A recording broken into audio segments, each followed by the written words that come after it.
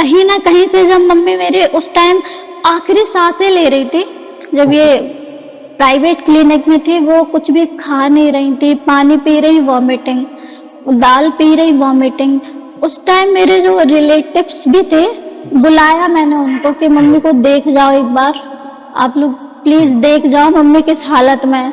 लेकिन वो लोग हुँ। कोई नहीं आए, ना वो देखने आए। उन्होंने यहाँ तक कि अगर जब हमने पैसे माँगे ना उनसे, तो उन्होंने दूसरे दिन फ़ोन ही उठाना बंद कर दिया। उन्होंने ये तक बोला था कि हमें कोई रिश्ता नहीं रखना है इनसे, क्योंकि हमारी परिस्थितियाँ खराब थी ना घर की। ये हार्श रियलिटी है, लेकिन जब कोई साथ नहीं आता, तब नज़र एक ही तरफ जानी चाहिए, प्रभु की तरफ। तो मैं तो यही कहूँगा कि देखिए, प्रभु कभी भी भक्तों में भेदभाव नहीं करते। ये तो हमारी बनाई हुई सारी लिमिटेशंस और धारणाएँ हैं। प्रभु बहुत भोले हैं, वे जी। हर भक्त पर कृपा करते हैं और समान रूप से करते हैं।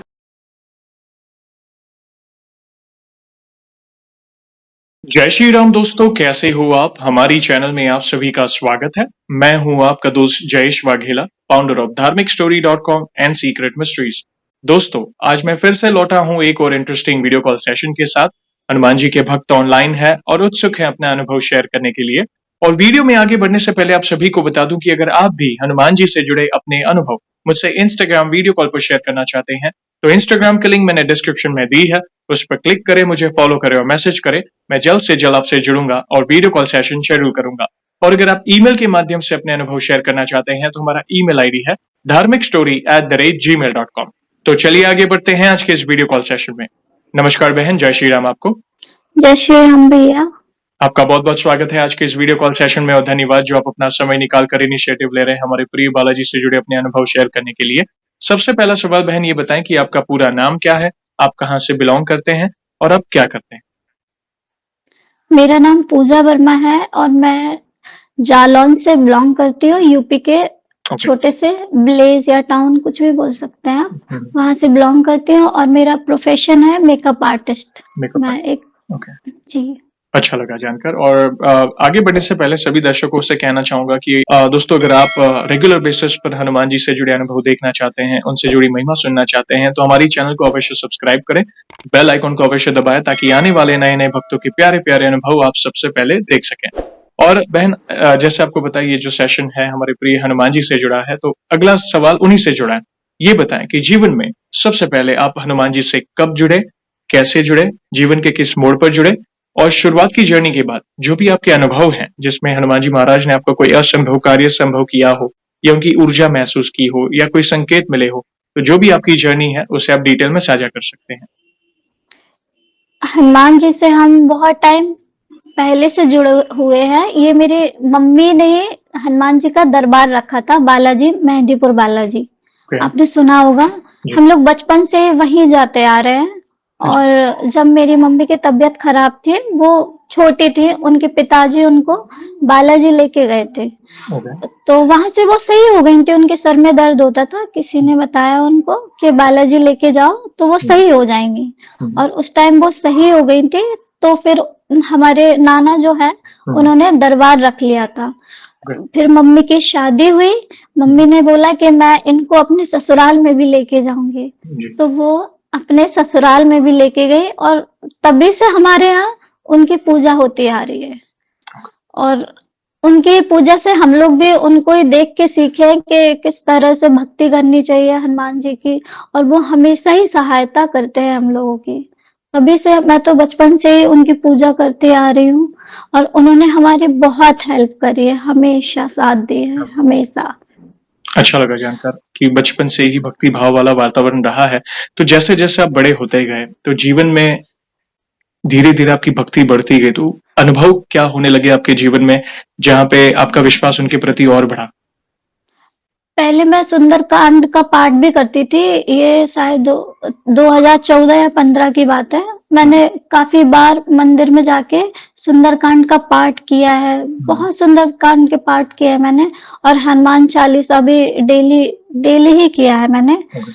एक बार की बात हुई है 2021 की, जब मेरी मम्मी की तबीयत खराब हो गई थी। मेरी मम्मी जो है वो स्वास्थ्य विभाग में है। ओके। तो वो ड्यूटी के लिए तैयार हो रही थी। उनको एकदम से वॉमिटिंग हुई हुँ। और हम लोग देख के उनको बहुत ज़्यादा घबरा गए कि ये क्या हो गया मम्मी को। फिर हम लोगों ने सोचा कि शायद नॉर्मल वॉमिटिंग हुई होगी जैसे हम लोगों को होती है, कभी बुखार हो गया, कभी तो उनमें भी होती है वॉमिटिंग। तो हम लोग बहुत ज़्यादा घबरा गए। और मैं एक चीज़ और बताना चाहती हूँ कि हमारी फैमिली में मैं और मेरी बहन और मेरे मम्मी-पापा हैं, हमारा भाई नहीं है।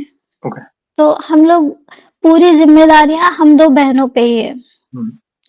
तो एक लड़के के ना होने पे तो हम लोग बहुत अकेला महसूस करते हैं, लेकिन मैंने हमेशा ही हनुमान जी को अपना इष्ट देव माना है। मैंने उनको इष्ट देव मानती हूँ और नाना भी मानती हूँ, क्योंकि मम्मी जो है मेरी, वो हुँ। बहुत ज़्यादा प्यार करती थी अपने पिताजी से। मैंने उनको कभी नहीं देखा, इसलिए मैं उनको नाना मानती हूँ कि आप मेरे मम्मी के पिता हो, मेरे भी बाबा हो आप। तो फिर हम लोग बहुत ज़्यादा घबरा गए कि क्या हो गया मम्मी को, क्या नहीं हो गया। हमारे घर की भी परिस्थितियाँ अच्छी नहीं थी, हमारे पास पैसा नहीं था और घर के भी बहुत ज़्यादा, ये समझ लो बहुत ज़्यादा दिक्कतें भी थी घर में हमारे। हुँ, हुँ। किसी ने मम्मी के ऊपर एक बार तो जादू टोना भी करवा दिया था। तो उनकी आँखों में भी प्रॉब्लम है थोड़ी, वो देख नहीं, मतलब उनकी ये जो पलकें हैं बहुत ज़्यादा झपकती है। उनको वो भी इलाज चल रहा है, लेकिन बाबा कहीं न कहीं से आके उनकी हमेशा हेल्प करते हैं, हुँ। हमेशा ही। तो उस टाइम हमारे घर की परिस्थिति बहुत ज़्यादा खराब थी। हम लोगों को समझ में ही नहीं आ रहा था कि हम लोग क्या करें, कहाँ जाएँ दिखवाने, क्या नहीं करें। फिर मैं अकेली थी, मेरी जो बड़ी सिस्टर है, वो जॉब करने हुँ। चली गई थी, वो प्राइवेट जॉब करती है। मैं सिर्फ़ अकेली थी उस टाइम। तो अब मैं बहुत ज़्यादा परेशान हो गई, मैं उनको कैसे लेके जाऊँ हॉस्पिटल। फिर मैंने, मतलब बहुत ज़्यादा मैं बाबा से बोलने लगी, मैं अकेले कैसे लेके जाऊँ, कहाँ दिखवाऊँ, क्या करूँ मैं? हुँ, हुँ। तो मेरी जो बगल वाली भाभी थी, हुँ। उन्होंने ये बोला कि चलो मैं चलती हूँ तुम्हारे साथ, हुँ। तुम परेशान मत हो। तो मैं उनको भी लेके गई और हॉस्पिटल में लेके गई, तो डॉक्टर ने मना कर दिया वहाँ पे। हुँ। यहाँ गवर्नमेंट हॉस्पिटल में उन्होंने मना कर दिया। उन्होंने बोला कि आप इनको उरे ही लेके जाओ, यहाँ इनका कुछ नहीं हो पाएगा। दवाई भी खिलाई, कुछ भी नहीं हुआ। तो हम लोग बहुत ज़्यादा घबरा गए, मैं बहुत ज़्यादा घबरा गई। मैंने बोला अब कौन लेके जाएगा? हमारा तो कोई भाई भी नहीं है, पापा भी नहीं है उस टाइम। पापा जो है बाहर गए थे। हुँ। उनको पता ही नहीं था कि घर में क्या हुआ है। और हुँ। मैंने बताया भी नहीं कि, क्योंकि उनको भी टेंशन हो जाती उस टाइम। जी। और मैं अपने घर की लड़की नहीं, लड़का हूँ। हुँ। तो मैं सारी ज़िम्मेदारियाँ सँभालती हूँ। हुँ। सारी, घर की भी, बाहर की भी, सब। तो मैं बहुत ज़्यादा डर गई, मैंने बोला अब क्या होगा, कहाँ लेके जाएँगे? लेकिन उस टाइम पता नहीं हॉस्पिटल में एक होता है ना कि जब आप भगवान जी से प्रेयर करते हो कि हे भगवान अब हम क्या करें? कहाँ लेके जाएँ? मैं अकेले कैसे लेके जाऊँ मम्मी हुँ। को? उस टाइम हमें मामा मिले, जिनसे हुँ। हमारा कोई भी रिलेशन ही नहीं है, ना कास्ट का है, बस हुँ। ऐसे ही उनको मम्मी अपना भाई मानने लगी थी। हुँ। तो उन्होंने हमारे, मतलब मुझे उन्होंने देखा और बोले कि क्या हो गया? मैं उनको रो के बोली कि मम्मी की तबीयत खराब हो गई है और अब हम क्या करें? कहाँ लेके जाएँ? घर में हुँ। पैसा भी नहीं है, कुछ भी नहीं है। तो आप बस ये समझ लीजिए कि हनुमान जी के ही चमत्कार थे, जिन्होंने उन्हें भेजा हमारी ज़िंदगी में उस टाइम। जब हमें कोई भी रास्ता नहीं दिख रहा था कि कोई तो हो जो मम्मी को लेके जाए मेरे साथ। मैं बहुत अकेले बहुत परेशान हो गई थी, मैं रो रही थी और हनुमान चालीसा का भी पाठ कर रही थी कि बाबा मैं क्या करूँ? कुछ तो रास्ता दिखाओ, मैं कहाँ जाऊँ? किससे हेल्प माँगूँ? उस टाइम मेरे जो रिलेटिव्स भी थे, उन्होंने भी कोई हेल्प नहीं करी मेरी, कोई भी नहीं। हुँ। ना मेरे साथ गए, ना मुझे पैसे दिए, कुछ भी नहीं। और जिनको मैं जानती भी नहीं हूँ ज़्यादा, वो मेरे लिए आए। ये सब बाबा की ही कृपा है कि वो मेरे लिए आए और उन्होंने मेरी हेल्प करी।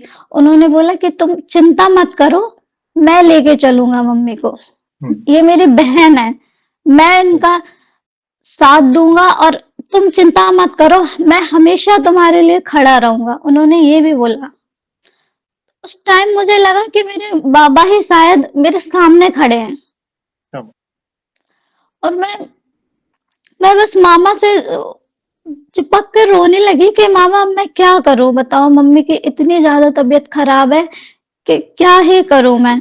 तो वो कहने लगे चलो हम उरई लेके चलते हैं उनको। हम्म, तो उन्होंने उस टाइम मुझे 15,000 रुपए दिए थे कि चलो लेके चलो उनको, हम दिखवाएंगे उनको। हम्म, वो मेरे साथ पूरे दिन भर रहे, उन मम्मी को एडमिट करवाया और मम्मी को बॉटल लगवाई, दवाई के पर्चे बनवाए, पैसे उन्होंने खुद दिए। हमारे पास कोई भी पैसा नहीं था, 1 रुपए नहीं था। इतनी ज्यादा परिस्थिति खराब थी घर की। हम्म, फिर उसके बाद वहां उनको लेकिन आराम नहीं मिला।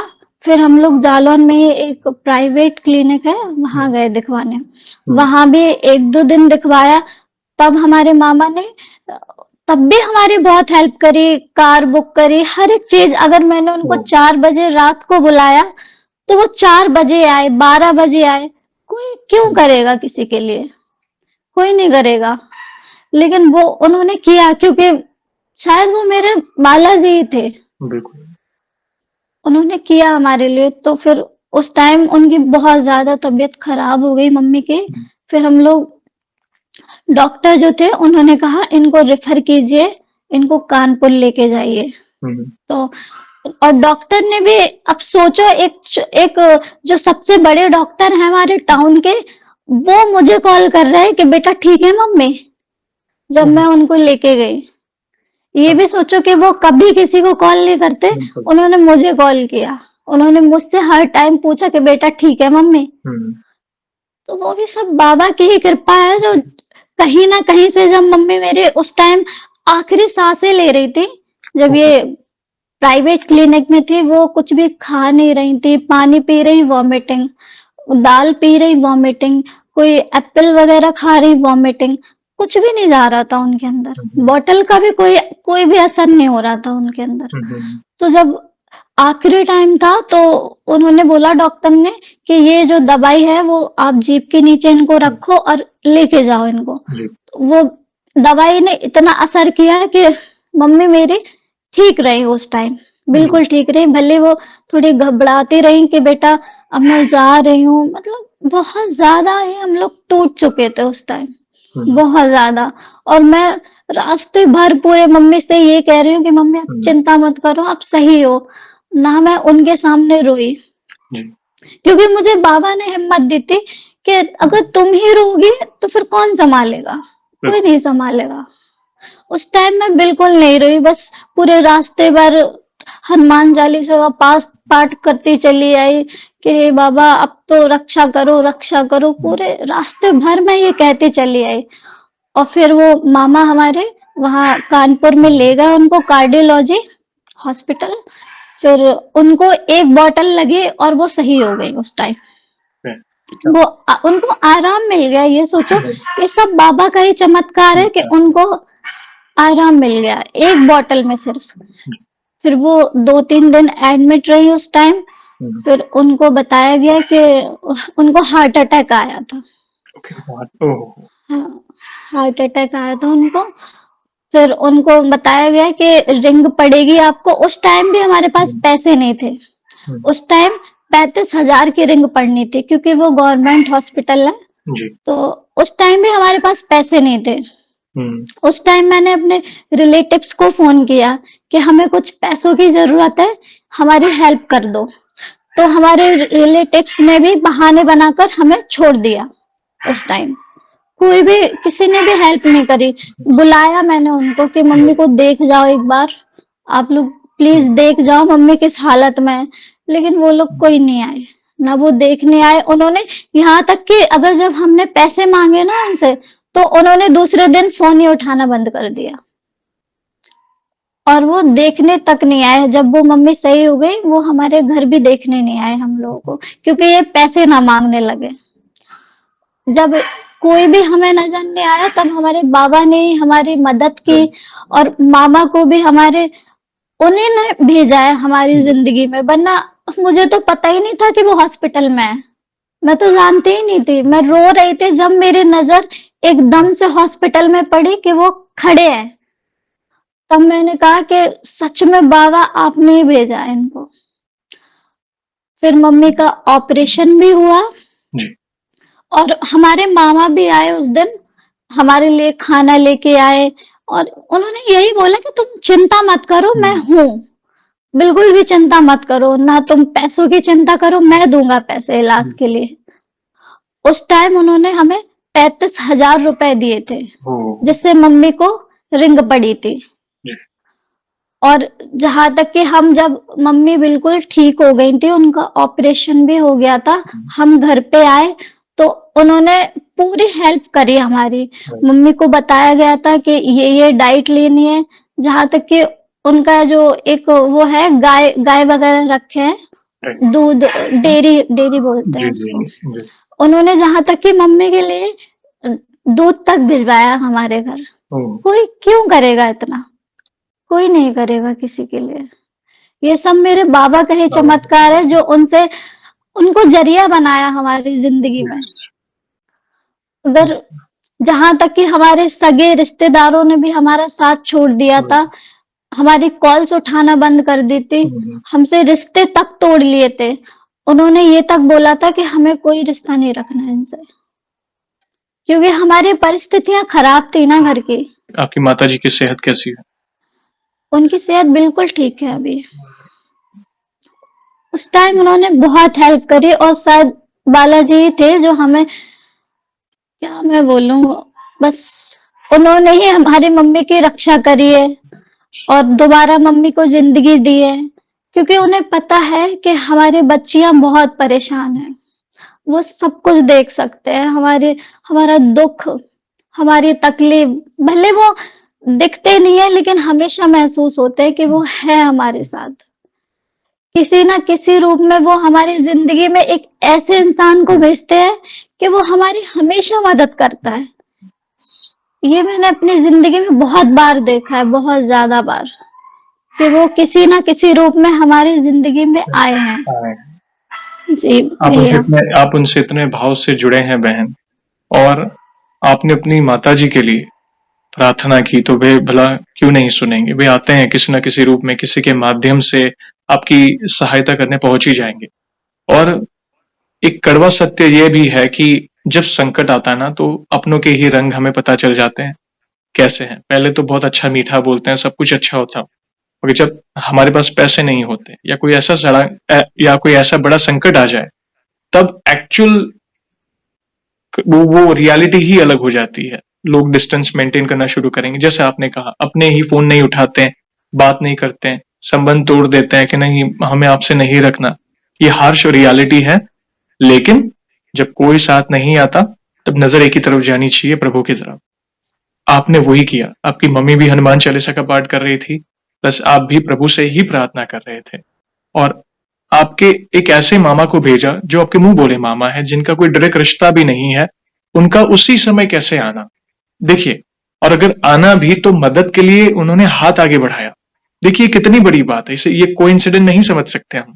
ज्यादा तर्क वितर्क में सोचेंगे नहीं, लेकिन हम ऐसा समझ सकते हैं कि प्रभु ने ही उनको भेजा आपकी सहायता करने के लिए। और अच्छा लगा कि आपकी माता, देखिए संकट ये कहीं ना कहीं कोई पिछला प्रारब्ध होता है, जीवन में संकट आता है, लेकिन संकट में सोल्यूशन प्रभु ही देते हैं। अगर आप प्रभु से जुड़े हैं ना, तो अंदर से बल प्रदान करेंगे। आपने कहा ना, आप इतना कॉन्फिडेंस से बोल रहे हैं, भले मैं बेटी हूं मगर मैं अपने घर का जो बेटा है वैसी जिम्मेदारी प्रभु ने मुझे बल दिया।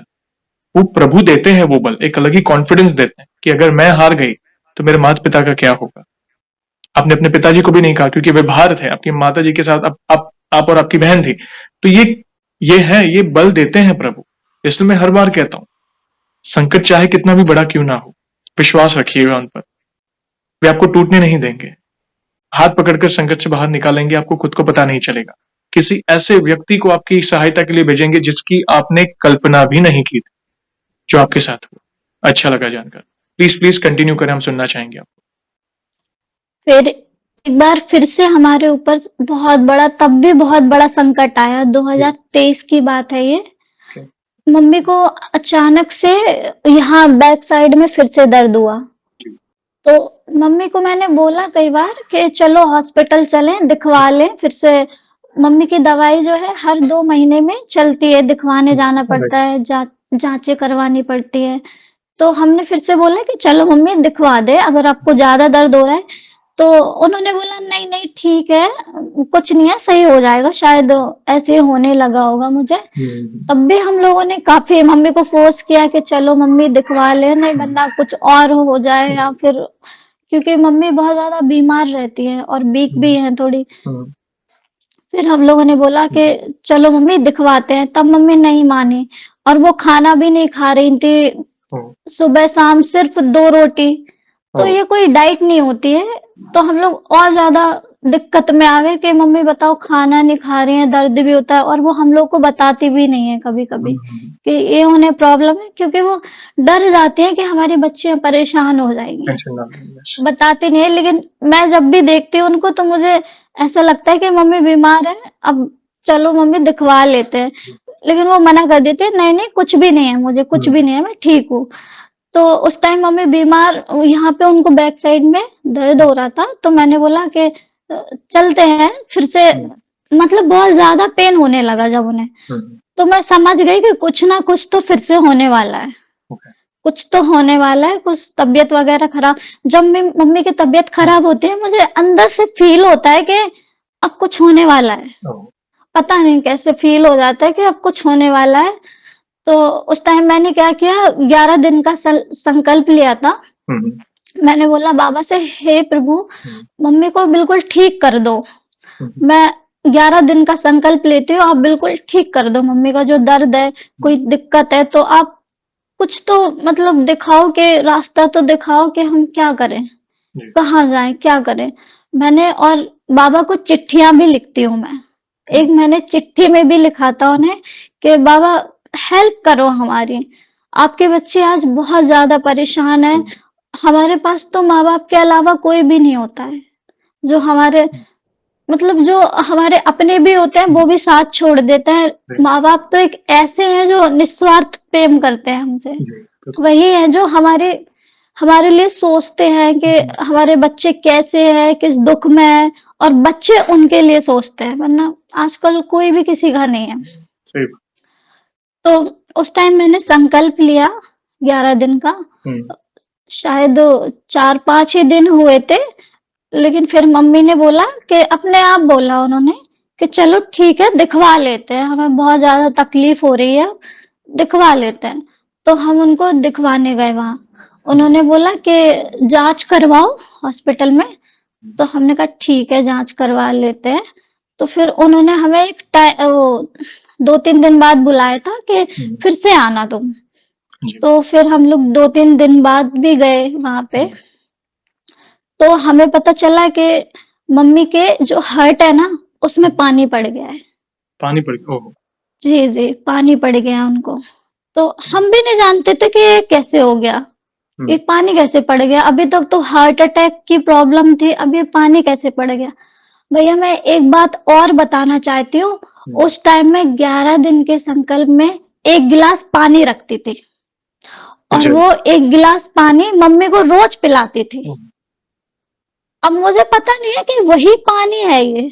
मैं ये भी नहीं कह सकती कि जो मैं रोज पानी उनको पिलाती थी, वही पानी था वो शायद, मुझे नहीं है पता। तो मैं उनको रोज पानी पिलाती थी संकल्प में। मैं कहती थी मम्मी ये पानी पी लो, आप सही हो जाओगे, आपको दर्द नहीं होगा। उस टाइम वो पानी पीती रही। अब पता नहीं बाबा का ये चमत्कार था कि जो कुछ भी हो अंदर वो पानी बन गया था। मुझे ऐसा लगता है कि जो हमने पानी पिलाया हनुमान चालीसा पढ़ के, वही पानी था उनके अंदर। फिर डॉक्टर ने हमको ये बताया कि इसकी जो मम्मी के पानी पड़ा है उसकी जांच होगी, आप 1-2 दिन रुको यहाँ पे, उसकी जांच होगी, फिर उसके बाद पता चलेगा कि क्या है उन्हें। हाँ, और फिर मम्मी की जांच हुई, पानी निकलवाया, एक वो मशीन होती है डॉक्टर के पास, उसी से उनको पानी भी निकलवाया। और हमसे ये भी कहा गया कि जब हम पानी निकालेंगे तो इसमें भी एक रिस्क है कि वो बचेंगे या नहीं बचेंगे। फिर हम लोग फिर बहुत ज़्यादा रोने लगे उस टाइम। इतने ज़्यादा रोने लगे और मैं अपने बैग में हनुमान चालीसा की किताब लेके गई थी। ओके। उसमें सुंदरकांड है, हनुमान चालीसा है और वो हनुमान बाण, बजरंग बाण। सारी चीज़ें हैं। हाँ, सॉरी बजरंग बाण। हाँ, वो भी है। तो मैंने उस टाइम क्या था बजरंग बाण पढ़ा। कंटिन्यू वो वहाँ उनका पानी निकल रहा था, मैं बाहर खड़े होके बजरंग बाण पढ़ रही थी। हुँ, और मैं कंटिन्यू पढ़ रही थी। उसमें जो कसम दी जाती है ना हुँ, हनुमान जी को राम जी की, तो मैं उनको लगातार वो कस्में दे रही थी ओके। कि बाबा कुछ तो करो, मम्मी को कुछ नहीं होना चाहिए। क्योंकि डॉक्टर ने ये बोला था हमसे कि अगर पानी भी निकाल रहा है ना तो उसमें भी रिस्क है। जी। वो बचेंगे या नहीं बचेंगे ये भी नहीं कह सकते। हुँ, उस टाइम भी तब हमने लगातार हनुमान चालीसा पढ़ी, बजरंग बाण पढ़े। लगातार मैंने हनुमान जी को कस्में दी कि हे बाबा आपने जैसे भी राम हुँ, जी की रक्षा करी है आज अपनी बेटी की रक्षा करो। आप आओ हमारे लिए, कुछ भी करो, आप रक्षा करो। और पानी जो हुँ, है मतलब निकल गया आराम से और मम्मी ठीक थी, ठीक है। बिल्कुल ठीक थी।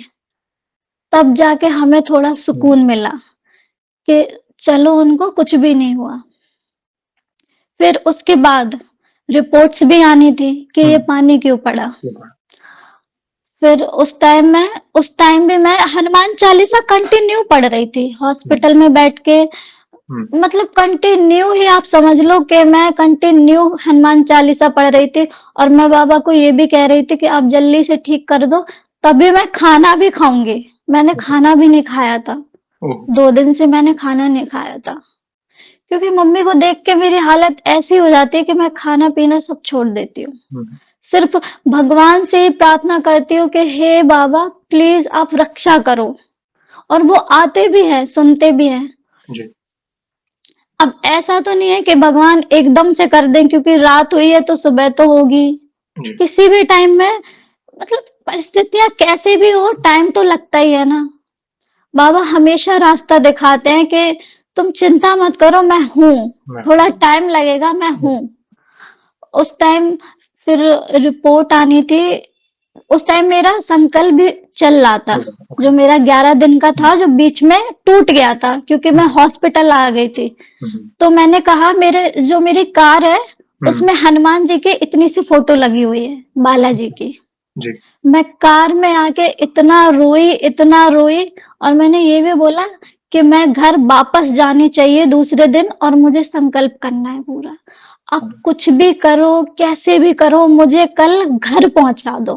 हुँ, और वहाँ जो हॉस्पिटल है, वहाँ के भी मंदिर में मैंने ये बोला कि रिपोर्ट नॉर्मली आनी चाहिए, हनुमान जी का मंदिर है। जी, तो हम बराबर प्रेयर्स करते रहे कि बाबा रक्षा करना, रिपोर्ट नॉर्मल आए, सब कुछ हुँ, ठीक हो। और मैं बस यही बोलती रही उनसे, मैं बस कल घर जानी चाहिए बस। जी, मेरा जो संकल्प अधूरा है वो पूरा होना चाहिए। जी, और उनकी ऐसी कृपा रही कि रिपोर्ट भी हमारी नॉर्मल ही आई। नॉर्मल है, ओके। बिल्कुल, रिपोर्ट नॉर्मल आई और फिर डॉक्टर ने कहा कि सब कुछ ठीक है, हुँ, आप आज शाम को घर जा सकती हैं। तो बताओ। आपके मन की और इच्छा। मैं जी, जी, मन की इच्छा भी पूरी हुई मेरी। जी, तो मैं दूसरे दिन ही मतलब शाम को ही निकल गई वहां से। हुँ, फिर मैंने अपना संकल्प भी संकल्प। पूरा किया। जी भैया। कितने दिन का तो संकल्प लिया था आपने? मैंने 11 दिन का लिया था। और कितने पाठ करते थे आप? रोज एक ही पाठ करती थी अच्छा, हनुमान चालीसा 11 का। दिन का लिया हाँ, था, नॉन 11 स्टॉप, दिन। ठीक है। और पानी भी रखती थी, ओके, मम्मी को भी पिलाती थी मैं। अभिमंत्रित जल किया आपने माताजी के लिए, जी, ओके। जी, जी। बाद में बिल्कुल स्वस्थ हो गए माताजी आपकी? बिल्कुल, बिल्कुल, बिल्कुल अच्छा ठीक लगा थी यार। वो। नहीं, वही प्रार्थना करेंगे आपकी माताजी को दीर्घायु मिले और देखिए संकट आते गए, लेकिन प्रभु आपके लिए सारी व्यवस्था भी करते गए और संकट आप सोचो ना, अगर आप हनुमान जी की शरण में ना होते, तो क्या हालात होते? 1 सेकंड के लिए मात्र सोच के देखो, पैरों तले ज़मीन हिल जाती है। दुख होता है। कई बार हम अपने ही माता-पिता को ऐसी पीड़ा में देखते हैं तो ऑब्वियसली मन हमारा भी विचलित हो जाता है, क्या करें? क्या करें कि ये पीड़ा हम शांत करें माता-पिता के लिए? मगर आपने प्रभु से प्रार्थना की और अलग-अलग तरह से प्रभु से प्रार्थना, जैसे आपने चिट्ठी लिखी, संकल्प लिया, बहुत कुछ किया आपने और हर बार वे आपकी सुनते गए। जब-जब आपने प्रार्थना करी, मदद की गुहार लगाई, उन्होंने हर बार सुनी है आपकी। जानकर अच्छा लगा।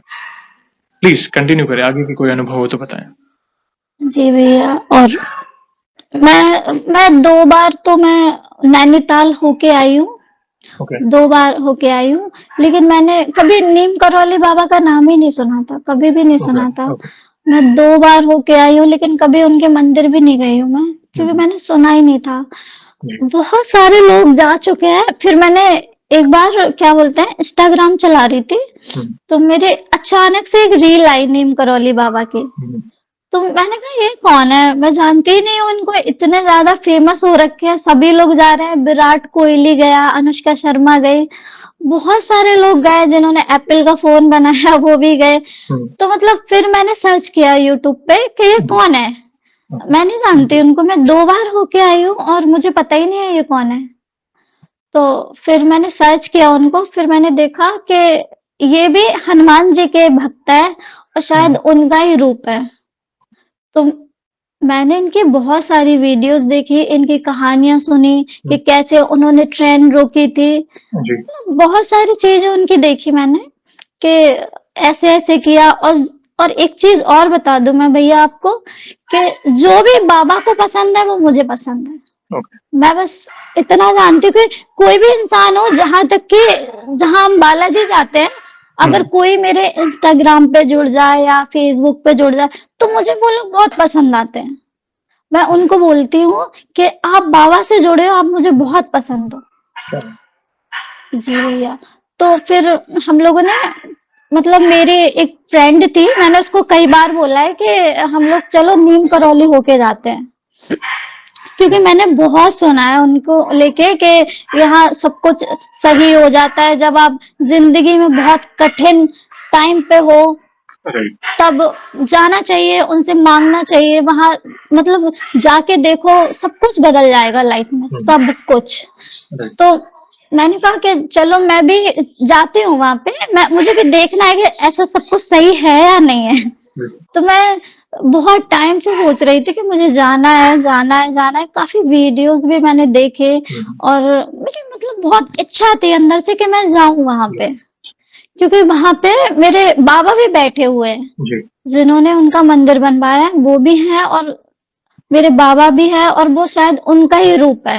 जी, तो मेरी बहुत इच्छा थी कि मैं जाऊं वहां पे, लेकिन जा ही नहीं पा रही थी मैं। हुँ, फिर मैंने ये सुना कि मतलब जब वो बुलाते हैं तभी आप जा पाते हो, राइट, या तो फिर उनको अर्जी लगाओ, तब आप जा पाओगे। हुँ, हुँ, तो मैंने कई बार भी बाबा को बोला है कि हे भगवान, मुझे बुला लो प्लीज, आप बाबा एक बार मुझे भी जाना है। और उस टाइम भी मेरे मतलब फैमिली की भी चीजें तब भी कुछ अच्छे नहीं चल रहे थे उस टाइम हुँ, भी। तो मतलब मेरा बहुत मन था कि मैं नीम करौली जाऊं। और एक मेरी एक फ्रेंड थी, वो भी मुझसे कई बार बोल चुकी है कि जब तुम जाना मुझे लेके चलना। जी, मैंने कहा हाँ ठीक है, मैं लेके चलूंगी। लेकिन मेरा जाना ऐसा हुआ कि मैंने सोचा ही नहीं था कि मैं जा रही हूँ, हुँ, हुँ, ऐसा जाना हुआ। मतलब उम्मीद के परे ही था वो कि मैं वहां जा रही हूँ, और मैं इतनी खुश थी रास्ते में कि मैं सच में नीम करौली जा रही हूँ, हुँ, सच में जा रही हूँ। जिनका मैंने इतना सुना है कि वहां पे जाके सब कुछ सही हो जाता है, लाइफ ही चेंज हो जाती है। मतलब बहुत सारे लोगों की शायद लाइफ बदली है वहां पे। राइट, तो उस टाइम मैं थोड़ा टेंशन में भी थी अपने फैमिली को लेके कि अब क्या होगा, मम्मी पापा को कौन है, हम ही दोनों हैं। बहुत सारी लाइफ में बहुत जी, सारी प्रॉब्लम्स होती हैं। हुँ, तो उस टाइम मैं बहुत ज्यादा दुखी भी थी कि मुझे वहां जाना है और सब कुछ सही करना है अपनी जिंदगी में, जी, कि कुछ तो बाबा करेंगे। तो मैं बस यही सोचती रहती थी कि मुझे भी जाना है, जाना है, जाना है। लेकिन टाइम ही नहीं मिल पा रहा था। कोई राइट, कोई जो जिसको जाना था वो भी नहीं जा पा रही थी। लेकिन अचानक से प्लान बना कि चलो नीम करौली चलते हैं। कुछ भी कोई भी प्लानिंग नहीं थी हमारी, और एकदम से हमने बैग पैक किया और हम निकल दिए। और वो भी मतलब मेरी फ्रेंड थी, उसका भाई लेके गया था हम लोगों को। कार से ही हम लोग गए, काठ गोदाम तक गए, फिर वहां से हम लोगों ने वो स्कूटी ली। फिर हम लोग निकले। वो काठ गोदाम से शायद 30 या 35 किलोमीटर है, ओके। I think. हाँ, तो फिर मैं वहां गई, वहां बहुत ज्यादा भीड़ थी, बहुत ज्यादा। तो जैसे ही मैंने कदम रखा, मुझे ऐसा लगा कि यहाँ तो वाकई में स्वर्ग है। इतनी भीड़ ऐसे ही तो नहीं होगी, बिल्कुल। कुछ तो बात होगी उनमें। तो फिर मैं वहां से गई, मैंने नीम करौली बाबा के दर्शन किए और बहुत सुकून मिला। वहां का प्रसाद भी खाया, जो चने होते हैं ना। चलिए, यस। हाँ, वो भी खाए मैंने। तो मैं बहुत बहुत ज्यादा खुश थी कि अब फाइनली लाइफ में सब कुछ सही होने वाला है, और सही हुआ भी मेरी लाइफ में। जी। बहुत सही हुआ। फिर मैं इतनी सी उनकी एक फोटो भी लेके आई थी, ओके। और आज वो हमारे मंदिर में हनुमान जी के साथ बैठे हुए हैं। हाँ। जी।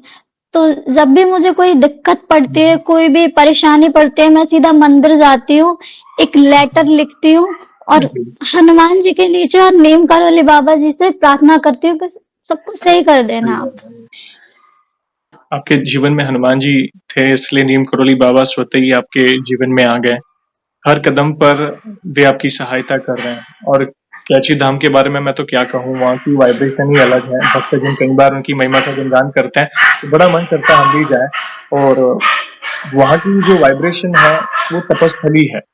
तो वो तपस्थली है, इसलिए जो भी भक्त जाते हैं ना, एक अलग ही तरंग महसूस करता है अपने अंदर। जब वे बाबा जी के पास जाते हैं ना, एक अलग ही तरंग आप अपने आप में महसूस करेंगे।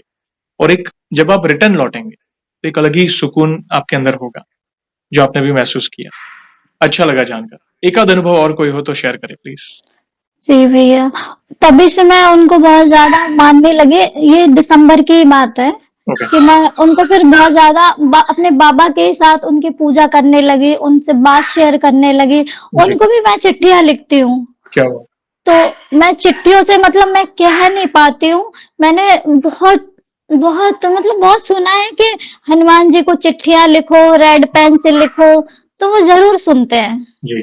तो ये तो मैं बचपन से करते आ रही हूँ, हम्म। और जिन जिन प्रॉब्लम में पड़ी हूँ मैंने उनको चिट्ठियां लिखी है, वो सॉल्व हुई हैं। हुई। भले थोड़ा टाइम लगाओ, लेकिन सॉल्व हुई हैं वो। जी। उन्होंने कहीं ना कहीं से किसी को भेजा है, या कहीं ना कहीं से उन्होंने कैसे भी करके हमारी बहुत मदद करी है। अब लोग कहते हैं कि नहीं, हनुमान जी नहीं है, ये वो, लेकिन मुझसे पूछो, वो हैं। भले वो मुझे कभी दिखते नहीं है, लेकिन वो हैं। है। मैं कैसे मान लूं कि वो नहीं है? मैं मान ही नहीं सकती हूँ, कोई भी आगे बोल दे कि नहीं है। अभी मैंने आपका है। कल ही एक वीडियो देखा था। एक भक्त ने मतलब उसने ये लिखा था कि हनुमान जी नहीं है, कमेंट में। तो उसने ये लिखा, मैंने बहुत हनुमान चालीसा का पाठ किया है, ये किया है, वो किया है, वो नहीं है। तो मैंने कहा, मैंने मतलब मेरा मन तो कर रहा था मैं उसको रिप्लाई करूं, लेकिन मैंने नहीं किया। मैंने कहा छोड़ो, अब अपनी अपनी श्रद्धा है अरे। कि अगर उसको नहीं महसूस हो रहे हैं तो नहीं होंगे, क्योंकि जरूर उसने कुछ ना कुछ तो किया ही होगा। मुझे नहीं लगता कि, तो मेरे साथ तो वो हमेशा खड़े रहे, एक मेरे नाना बन के, जी। क्योंकि मैंने उनको नाना का दर्जा दिया है। और लोग ये भी बोलते हैं कि लड़कियां पूजा पाठ नहीं करती हैं, लेकिन मैं नहीं मानती हूँ। मैं उनकी हमेशा ही पूजा करूंगी। और लोग ये भी बोलते हैं कि लड़कियों की शादी हो जाती है, वो तब भी पूजा नहीं करती हनुमान जी की।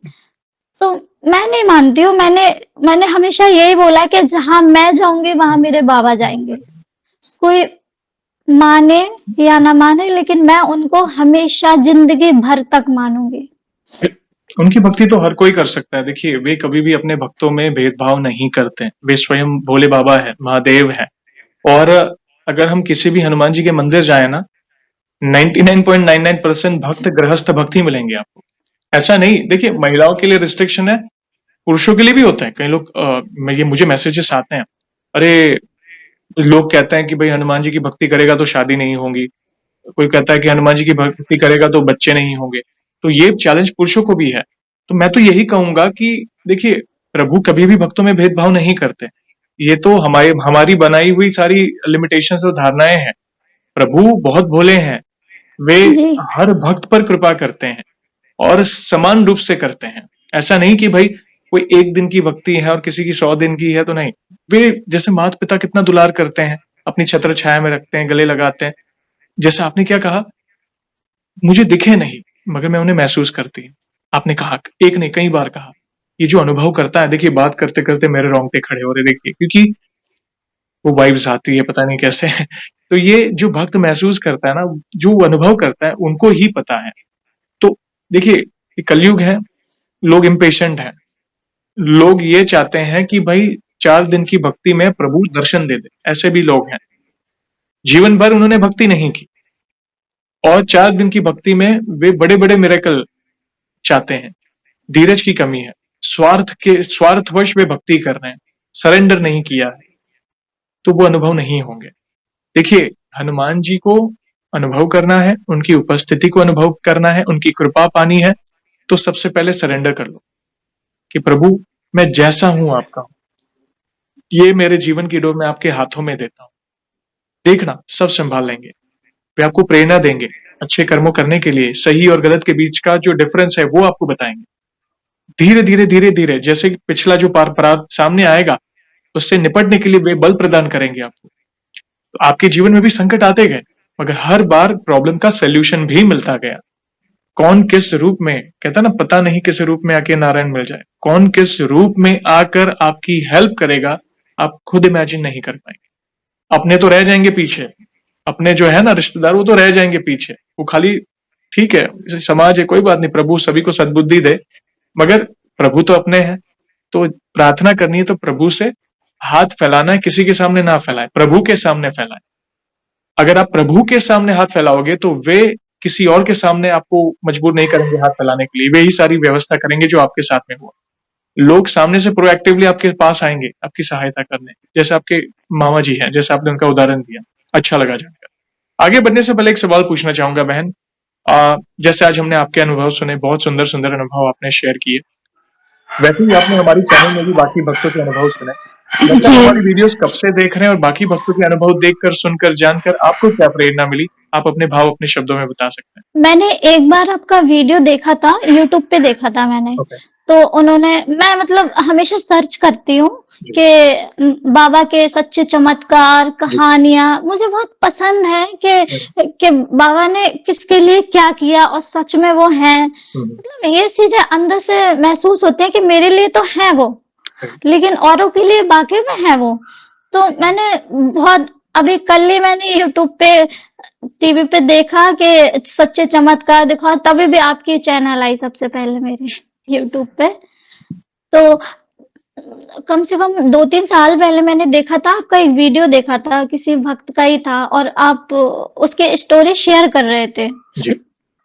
तो मुझे बहुत अच्छी लगी थी। मैंने कई बार आपकी स्टोरियाँ भी देखी हैं, काफ़ी मुझे अच्छी लगी कि हाँ, मतलब ऐसा कुछ है कि जो बाबा को, मतलब लोग मानते हैं बाबा को और वो अपनी स्टोरी भी शेयर कर रहे हैं। और मतलब मेरी भी इच्छा थी कि मैं एक बार आपको स्टोरी ज़रूर शेयर करूँ। Thank you. कई बार मैंने आपको मैसेज भी किए, तो मुझे मुझे ऐसा लग रहा था कि पता नहीं मेरी स्टोरी शेयर हो पाएगी कभी भी या नहीं हो पाएगी। मैं ये भी सोच रही थी। लेकिन बाबा का ऐसा चमत्कार हुआ भैया कि आपने मेरे मैसेज देखे।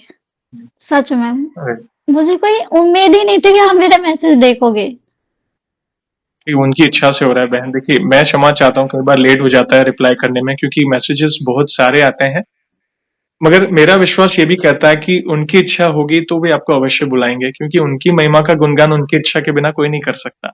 तो आज आप आए हो सेशन में तो उनकी इच्छा है, उनकी इच्छा से आप आए हो। बाकी कराने वाले वे हैं, हम सभी भक्तों को जोड़ने वाले वे हैं, और एक परिवार है हमारा, राम परिवार, जो उनकी छत्र छाया में हम सब जी रहे हैं। Thank you very much. ऐसे ही प्यार और सपोर्ट करें। कुछ बोलना चाहते हैं? यस, बोलिए। जी भैया, मैं एक और आपको अपनी स्टोरी बताना चाहती हूँ। अभी 5-6 दिन पहले की बात है जी। कि मैं, मंगलवार था उस टाइम। जी। उस टाइम भी मैं संकल्प ही ले रही थी। 3 दिन हुए थे मुझे संकल्प लिए। जी। मेरी थोड़ी दिक्कत थी, मैं खुद ही बीमार थी। जी। तो मैंने सच बताऊँ मैंने खुद के लिए कभी कुछ नहीं माँगा बाबा से, जी। कभी नहीं। अगर मैं कितनी भी बीमार पड़ जाऊँ, मैं यही कहती हूँ कि मेरी मम्मी-पापा को ठीक रखें। मुझे खुद के लिए कुछ भी नहीं चाहिए। वो खुश है, मैं खुश हूँ। कभी भी खुद के लिए कुछ भी नहीं किया, लेकिन फर्स्ट टाइम मैंने खुद के लिए संकल्प रखा। वो भी मैंने 11 दिन का रखा और मैं क्या बोलते हैं, मैं हनुमान जी को हर मंगलवार पान चढ़ाती हूँ और चोला भी चढ़ाती हूँ हर मंगलवार। तो मैं जाती हूँ वहां मंदिर, हनुमान चालीसा का पाठ करती हूँ। मतलब कुछ टाइम पहले तो मैंने सुंदरकांड का भी पाठ किया था, बीच में छोड़ दिया था मैंने। तो वो मैं छोड़ चुकी हूँ और मंगलवार का फास्ट भी रखती हूँ मैं। अभी मेरी थोड़ी तबीयत सही नहीं चल रही है, तो मैंने वो भी बीच में छोड़ दिया, लेकिन मुझे उद्यापन करना है उसका। मैं उस चीज के लिए सच में बाबा से बहुत क्षमा चाहती हूँ कि मैं नहीं रख पा रही हूँ व्रत, क्योंकि मैं अस्वस्थ हूँ, मैं ठीक नहीं हूँ इसलिए। तो मैंने क्या बोलते हैं, एक मंगलवार था उस टाइम, मैंने पान चढ़ा के आई और चूल्हा चढ़ाया हनुमान जी को। फिर मैं घर पे आई, मैं यूट्यूब चला रही थी उस टाइम भी। तो क्या बोलते हैं, मेरे यूट्यूब में इतने नीम करौली बाबा के इतने वीडियोस आते हैं, इतने वीडियोस आते हैं। तो चिंता मत कर बेटी, तो मुझे जब भी मैं दुखी होती हूँ, मैं उनको देख के खुश हो जाती हूँ कि वो है वो कहीं ना कहीं वो मेरी चीजें समझ रहे हैं। राइट। भले वो लोग डाल रहे हैं वीडियो, लेकिन मेरे तक पहुंच रही है ना वो वीडियो, बिल्कुल। तो मैं खुश हो जाती हूँ। तो ऐसे ही मैं चलाते चलाते एक वीडियो आई, मंगलवार ही था। जी। तो एक वीडियो आई कि बेटे आज मंगलवार है, तुझे वो बंदर के दर्शन होंगे। तो मैंने कहा कि ऐसा ही होगा, ऐसा कुछ नहीं है, दर्शन कहाँ होंगे, वो तो वीडियो है, लोग डाल देते हैं शायद ऐसे ही व्यूज के लिए, खुद को पॉपुलर करने के लिए। लेकिन फिर मैंने कहा अरे नहीं होंगे दर्शन, और मैं जो है मैं बहुत कम बाहर निकलती हूँ। जितना मुझे काम होता है मैं बस उतना ही जाती हूँ, बाकी मैं दिन भर अंदर ही रहती हूँ, घर में ही रहती हूँ। क्योंकि मम्मी पापा को भी देखना होता है, वो लोग भी बूढ़े हैं, तो मैं कहीं जा भी, मैं जॉब भी नहीं कर पा रही हूँ, क्योंकि उन लोगों को देखना पड़ता है मुझे। तो मैंने वीडियो देखा, फिर मैंने कहा नहीं ऐसा कुछ नहीं होगा, आज कहाँ होंगे, मैं तो अब कहीं जाने ही नहीं वाली हूँ, मुझे कहाँ से होंगे बंदर के दर्शन। तो फिर मैंने कहा चलो छोड़ो, कुछ नहीं होगा। फिर मैं देखती रही और वीडियो, बहुत सारे वीडियो आते हैं नीम करौली बाबा के। तो उस टाइम भी मैं संकल्प में ही थी, 3 दिन हुए थे मुझे। तो फिर उसके बाद मैं शाम को जो है मार्केट गई, मार्केट से आई जब मैं घर वापस, तो मुझे अचानक से मेरे सामने वाले घर में बंदर दिखा। दिखे? और मैं, हाँ, और मैं उनको इतना देख के खुश हो गई, इतना खुश हो गई, कुछ मत पूछो भैया, कि मैं उनको देख के ही बस मैंने हाथ जोड़ लिए कि सच में आप हो। और मैंने कई वीडियोस में भी देखा है जो हनुमान चालीसा पढ़ते हैं, सुंदरकांड के पाठ करते हैं, उनको वो बंदर हमेशा ही दिखते हैं। और जैसे मैं कहीं जा रही हूँ, कहीं से आ रही हूँ, तब भी मुझे रोड पे दिखेंगे, कहीं वहां दिखेंगे। लोग उनको मारते हैं, लेकिन मुझे ऐसा लगता है मेरे मेरे हनुमान जी हैं वो। सच में भैया। फिर मैं इतनी खुशी के मारे, सच में मैं इतना पागल हो गई, मैं अंदर गई, मैं केला उठा के लाई, मैंने उनको केला भी खिलाया, फिर नहीं दिखे वो मुझे, क्या पता नहीं पता कहाँ ऐसा चले गए। समझिए वे आपके हाथों से सेवा स्वीकारने आए हो, या जी उनके दूत भैया। हो, या वानर सेना के कोई दूत हो, हम ऐसा समझ, वे आते हैं, वे भक्त की नजरें तरसती हैं। बात समझो, हम हमारी आंखें लालायत होती कि कहीं पे प्रभु का नाम दिख जाए, वानर स्वरूप के दर्शन हो जाए। कहाँ पे मात्र किसी रिक्शा में जय श्री राम लिखा भी हो ना, तो मन गदगद हो जाता है, अरे मेरे प्रभु। कहीं किसी कार में उड़ते हुए हनुमान जी ऑरेंज वाले भी दिख जाए ना, अरे मेरे प्रभु। ये भक्त, ये भक्त ही जानता है प्रभु का एक छोटा सा, एक छोटी सी झलक भी दिख जाए ना कहीं किसी मूर्ति के, या कहीं समझो कि कोई उत्सव है तो प्रभु का फोटो दिख गया हो, ये भक्त समझ सकता है। ये आपके भाव है बहन, धन्यवाद। वे हर कदम पर आपके साथ है। मैंने शुरुआत में ही कहा, क्योंकि आप इतने भाव से कनेक्टेड हैं, और अपने आप को कभी भी अकेला महसूस मत करिएगा। जिनके कोई भाई नहीं, उनके बजरंगबली भाई हैं, ऐसा समझिए। आप जिस स्वरूप में भजो, मैं तो यही कहूँगा। जाकी रही भावना जैसी, प्रभु मूरत देखे तिन तैसी। पिता स्वरूप, भाई स्वरूप, गुरु स्वरूप, सखा स्वरूप, वे हैं आपके साथ। बस सच्चे भाव से ऐसे ही कनेक्टेड रहिए और इन फ्यूचर में भी जब भी आपको लगे और भी नए अनुभव हुए हैं, इस भाई को मैसेज फिर से करिएगा, मैं फिर से जुड़ना चाहूँगा। और जाने से पहले एक आखिरी सवाल पूछना चाहूँगा बहन, वैसे तो देखिए हमारे पास इतना सामर्थ्य तो नहीं है, मगर फिर भी वन लाइन में हमारे प्रिय बालाजी का बखान करना चाहें तो किस तरह करना चाहेंगी आप? मैं बस यही कहूँगी, सब सुख लहे तुम्हारी सरना, तुम रक्षक काहू को डरना। और जब वो मेरे साथ है ना, तो मुझे लगता ही नहीं है कि मैं अकेली हूँ। बिल्कुल। मैं बस ये बोल देती हूँ कि बाबा आप संभाल लो बस। मेरी ज़िंदगी की डोर है ना, बस उनके हाथ में है। और मैं एक चीज़ और बोलूँगी भैया, कि मुझे काफ़ी लोग सिर्फ़ उनके ही नाम से जानते हैं, सच में। उनके मुझे वीडियो भेजते हैं, बहुत सारे लोग हैं जो मुझे देख-देख के, क्योंकि मैं पर डे डेली ही इंस्टाग्राम, व्हाट्सएप पे उनकी मेरी आँख खुलेगी ना सुबह, हाँ, हाँ। मैं सिर्फ़ उनके स्टेटस लगाऊँगी। क्या बात! मैं सुबह ही अपनी उनको देख के ही करती हूँ। बहुत सुंदर। अब लोगों को बिलीव हो या नहीं हो या कोई ढोंग समझे, लेकिन सच बताऊं, मुझे इतनी जलन होती है ना लोगों से भी, कि अगर वो उनको मानते हैं ना, तो मुझे ऐसा लगता है नहीं मेरे बाबा है, किसी और के नहीं है। सच में भैया। ये मीठी जलन है, मतलब एक होता ना कि जैसे संतान, 2-3 संतान है और कई बार एक संतान को उसकी माँ हाथ फेरी तो दूसरी संतान, एक मीठी जेलसी है। बाकी ये तो प्यार है, प्रेम है, आप इतने जुड़े हैं प्रभु से और मन गदगद होता है। कोई हमारे नाम से ज्यादा हमें कोई कहे ना ये हनुमान जी का भक्त है, तो मन और प्राउड प्राउड फील करता है। हमें अपनी पहचान नहीं चाहिए, हमें एक ऐसी पहचान चाहिए जो हमें रिप्रेजेंट करे कि ये प्रभु के भक्त हैं। मन गदगद हो जाता है। ये लक्षण है हनुमान जी के भक्त के और ये कई भक्तों ने अपने मुख से कहा है। धन्यवाद बहन, थैंक यू वेरी मच। बहुत ही सुंदर और अनमोल शब्दों में आपने उनकी महिमा का गुणगान किया और जब भी आपको लगे और भी नए अनुभव हुए हैं, मुझे अवश्य मैसेज करिएगा, मैं फिर से जुड़ूंगा और आपके अनुभव भक्तों तक पहुंचाऊंगा। और सेशन को हम ऐसे ही एंड नहीं करेंगे, आपको तो पता ही है, प्रभु श्री राम के नाम का जयकारा और हनुमान जी के नाम का जयकारा लगाएंगे, फिर सेशन को एंड करेंगे। तो आप जुड़िए, जो भी भक्त जहां कहीं से इस सेशन को देख रहा है, भारत में है, भारत के बाहर है, चल फिर रहा है, ऑफिस में, किचन में, प्लीज जयकारे में जुड़िए, फिर सेशन को एंड करेंगे। तो बोलिए सियावर रामचंद्र की जय। जय, पवन सुत जय। हनुमान की जय। जय, बोलो पूज्य नीम करोली बाबा की जय। जय। वंस अगेन बहन, थैंक यू वेरी मच अपने प्यारे प्यारे अनुभव शेयर करने के लिए। जय श्री राम, जय हनुमान। जय श्री राम भैया। जय श्री राम।